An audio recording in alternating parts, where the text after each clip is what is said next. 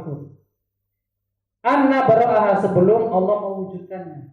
Sebelum tercipta ini semua sudah tercatat di sana dan pena itu sudah kering, sudah diangkat. Inna dzalika 'alallahi yasir. Yang demikian itu sangat mudah bagi Allah. Kemudian Allah sebutkan di antara tujuannya likaila ta'sau 'ala ma fatakum, agar kalian tidak terlalu bersedih hati dari apa yang terluput dari kalian. Temannya ada yang punya mobil BMW misalkan, ya enggak terlalu sedih. Ada yang ladangnya 10 hektar di 1 hektar, dia enggak sedih dengan yang 10 hektar. Ya ikilah mungkin jatahku. Ini sudah jatah masing-masing. Wala tafrahu bima atakum, dan agar sebagian kalian itu tidak terlalu bergembira yang akan menyebabkan kesombongan dan keangkuhan. Agar tidak terlalu senang dari apa yang didapatkan. Wallahu la yuhibbu kulla mukhtalin fakhur, dan Allah tidak menyukai orang-orang yang membangga-banggakan diri.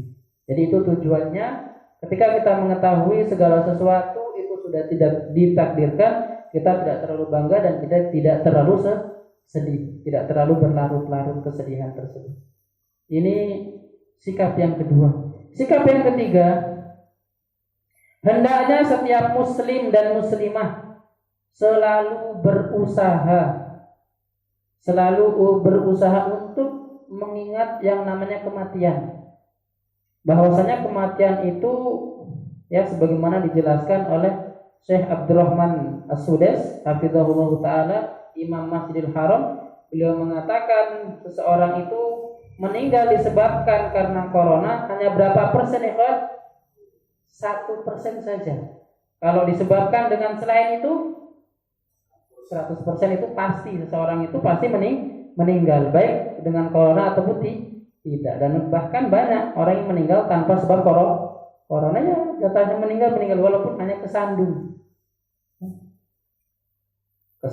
atau di atas ranjangnya. Itu nggak mesti di medan perang. Seperti Khalid bin Walid, beliau jagoan tetapi meninggalnya di atas ranjang. Sudah berkali-kali perang dan di seluruh tubuhnya itu semuanya ada sayatan.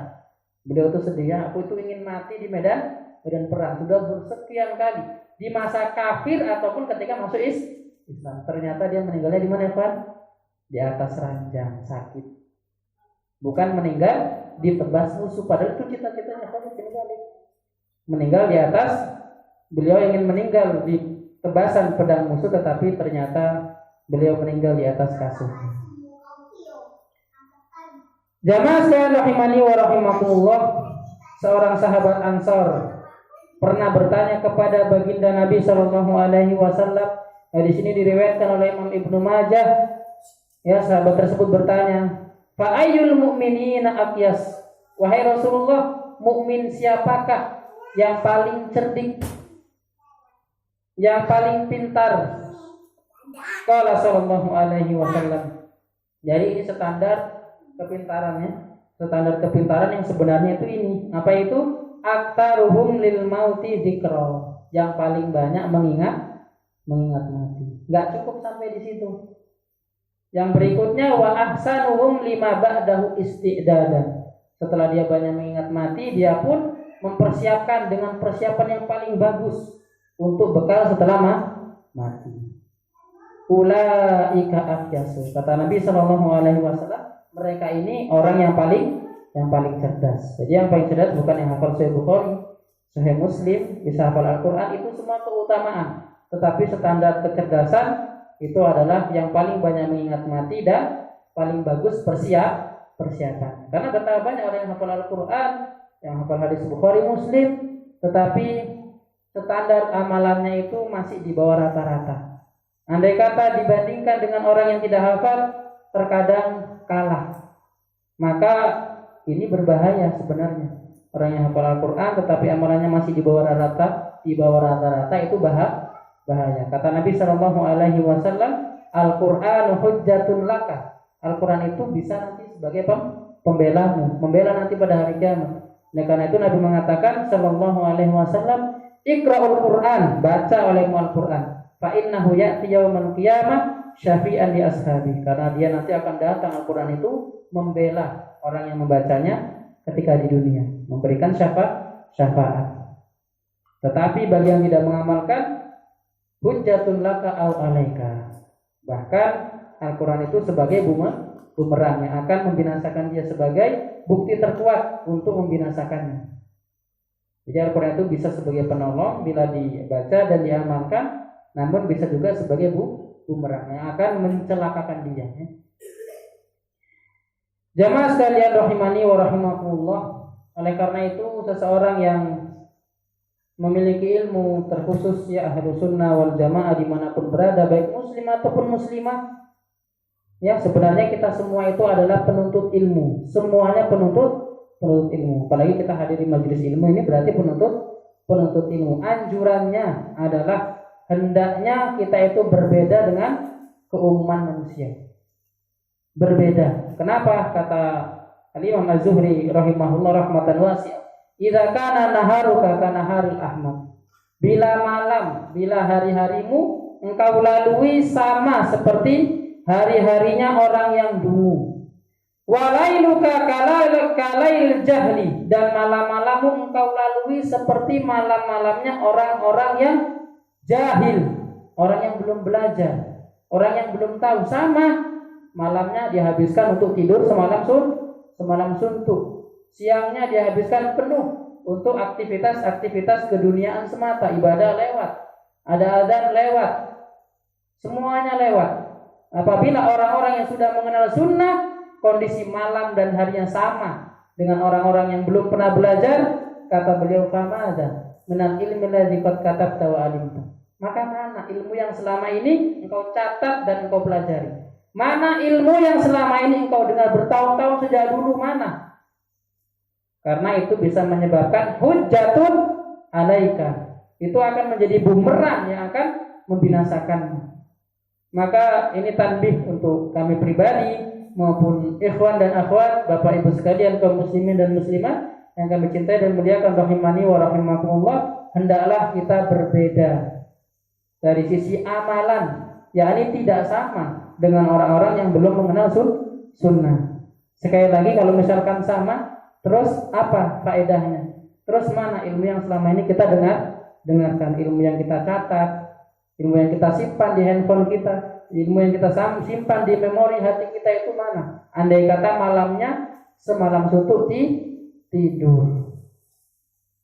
Jamaah sekalian rahimani wa rahimakumullah, itu yang ketiga ya, hendaknya setiap muslim dan muslimah berusaha untuk selalu mengingat kematian, bahwasanya kematian itu bukan hanya disebabkan corona, dan bahkan kematian itu sudah masing-masing kita sudah ada batas waktunya. Dengan ini kita tidak terlalu khawatir ya, agar kita tidak terlalu panik, karena panik dan khawatir ini juga efek sampingnya besar, efek sampingnya juga berbahaya. Maka di antara tips dan kiat agar kita tidak panik, kita mengetahui ini.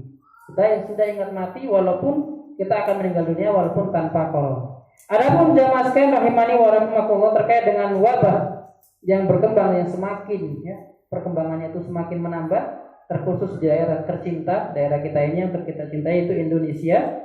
Ya, awal pertama kali melanda adalah, kalau yang tidak salah itu di daerah Depok ya. Namun tadi ada yang mengatakan di daerah Solo. Wallahu a'lam mana yang benar ya. Kalau kami itu di daerah Depok ada 2 orang, seorang ibu dan putrinya ya. Putrinya yang sudah besar. Dua-dua ini mengalami terjangkiti virus corona. Namun alhamdulillah mereka berdua sembuh. Ya, sembuh dan dipublikasikan agar orang-orang itu tidak panik, bahwasannya virus corona ini bisa disembuhkan, tentunya dengan izin Allah Subhanahu wa taala.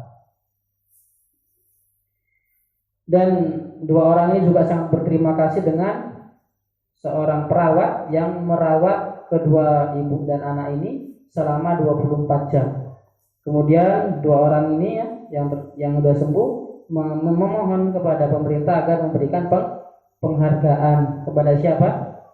Kepada perawat yang sudah rela 24 jam mengurusinya sampai sembuh. 24 jam. Jamaah sekalian rahimani wa rahimakumullah, adapun wabah penyakit yang terjadi di zaman ini, yaitu yang tadi kita sebutkan virus corona, sebenarnya sudah ada bimbingannya dari baginda Nabi Shallallahu Alaihi Wasallam. Oleh karena itu, hadis yang akan kita bacakan ini itu sangat penting ya, satu ilmu yang akan menghukumi atau menjadi solusi dari segala macam bentuk perselisihan. Ya. Ini adalah satu-satunya solusi, yaitu solusi itu didapatkan dengan Al-Quran atau Sunnah Rasulullah Sallallahu Alaihi Wasallam. Hal ini disebutkan oleh Abdullah bin Amir radhiyallahu taala anhuma. Ya, beliau Abdullah bin Amir menceritakan anna Umar bin Khattab radhiyallahu anhu, bahwasanya Umar bin Khattab khalifah yang keberapa ya kawan? Khalifah yang ketiga apa keempat? Ketiga. Kedua. Nah, pilihan gandanya nggak ada kan? Ketiga apa yang keempat? Ternyata jawabannya yang kedua. Yang pertama Abu Bakar, yang kedua Umar, yang ketiga Utsman, baru yang keempat Ali. Bahwasanya Umar bin Khattab radhiyallahu taala kharaja ila Syam, pernah keluar hendak menuju ke negeri Syam. Falamma kana bi Sargha, tatkala beliau tiba di Sargha. Sin, ra dan ghain. Bahasa Indonesianya Sargha. Sargha itu sebuah desa yang ada di daerah Tabuk. Jadi Sargha itu desa ya, di daerah sana Damaskus sana sebelum Syam. Beliau sampai di sebuah desa Sargha tadi, balaghahu, sampai kepada beliau annal waba'a qad waqa'a bisyam, bahwasanya di sana sedang terjangkiti wabah yang sudah menyebar di daerah Syam. Ketika mendengar ada berita wabah di sana, wabah taun, yaitu perkembangannya sangat cepat dan mematikan, apalagi kala itu